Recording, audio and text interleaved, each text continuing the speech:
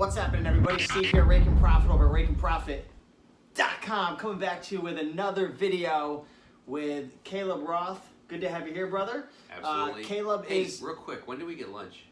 I'm hungry, man. Let's let's like head out 6 right videos. now. Yeah, we're gonna. Right. There you go. But Caleb is the founder and founder and creator, whatever you want to say, of Scout IQ and eFlip, and pretty much one of the most awesome booksellers that I know. So it's great to have you here from Denver. But we're going to be answering one question, and one very important question that we get often, which is, can you sell library books, the books that are at typical libraries with that library marking and that little... Yeah, the stamp on the edge. The old school ones have the old card in the front, you know, where you used to like... Yeah, can you sell library books from Amazon? I mean, I don't know, man. It's been a while. Yeah, this question comes up. So can you sell library books, yes or no? Answer is yes. I didn't know that. Other questions are, do they sell? Also, yes, I sell thousands of library books every year. And then, so let's talk through some of the specifics. So can you sell them? Absolutely. I know a lot of you go to library sales, and of course they have the library marking. Sometimes they'll stamp them and say X library, or if they're fancy, X libris. And so I know some of you go in, there's some stamps there as well. Some of you go in and try and pick these off and peel all the tape off and try and clean them up and hide the Those are hard to get off. Oh, these are meant to be on there forever, essentially. It's like a book tattoo. But I know a lot of you try and like get those off and try and doctor it up and clean it up. You don't really need to. So literally just sell it as a book. It's very, very important. We'll walk through a couple key things on how to make sure you do it properly so the customer knows what they're getting, so you're following Amazon's rules, and you can go sell some more books. So let's jump in. Yeah, let's go. And I'm sure I'll have some questions for you along the way. Yeah, so a couple things. One, don't take anything off of the book. Don't worry about it. Even if you peeled these stickers off, it's going to rip part of the cover, and now it's just a damaged book instead of a library book.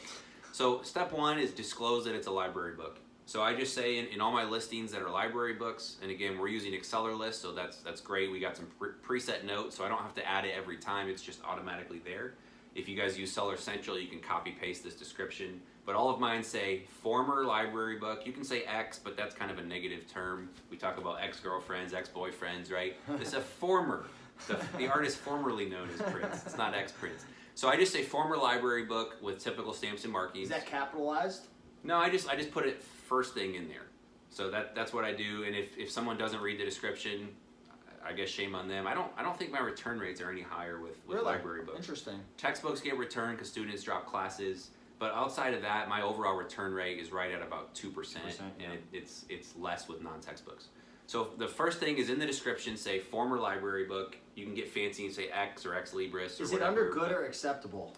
So condition-wise, you're not allowed to list library books in very good or better condition. Really? So is that a rule? Amazon rule? It is, yep. I never knew that. And I don't know if it's specifically called out. We have to look at it, but I'm pretty sure that if it's got like specific stamps and markings, it has to be good or worse. And so library stamps, of course, are going to qualify as well.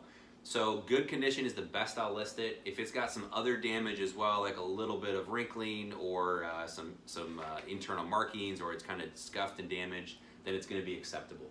But probably 90-95% of the library books I'm listing are going to be good. Sure. So good or worse. Write down that it's a former library book or ex-library book so that the customer knows what they're getting. You want to make sure they understand it. And then step 3 is, again, I'm not going to doctor the book up and peel labels off, but if there's a barcode on the back outside of the ISBN, Amazon's rules, if you're selling Prime, you put you call it the FN SKU, the FN SKU. So you're going to put your own barcode over top the ISBN, because Amazon's rules are the only scannable barcode on the back of the book is your FN SKU. So if there's another barcode here, you're just going to take a blank label. If you have a Dymo, you can just push the button right in the middle. It'll print one more label for you that's just blank. Peel that off, cover up the barcode, and then take your FN SKU and put it over the ISBN. So the only scannable barcode should be your FN SKU, not the library's barcode. If it's on the front, like in this particular book, don't worry about it.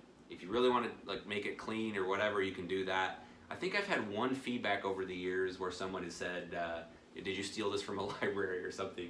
Do you think you'd get that removed if you had a negative feedback that was specifically stating this was a library book? You could probably go to Amazon. I think we did, and said, hey, it was stated in the description. Obviously, we didn't steal it from the library.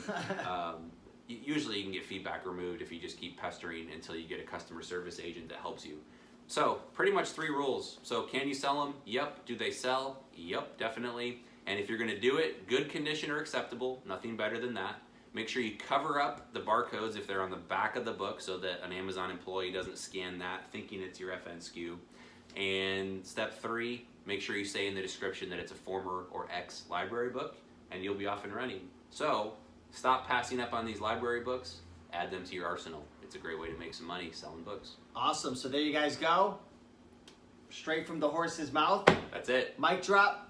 Keep on picking and making that money. Like, comment, and subscribe if you enjoyed this video. If you guys haven't already subscribed to Caleb's YouTube channel, it is The Book Flipper Community.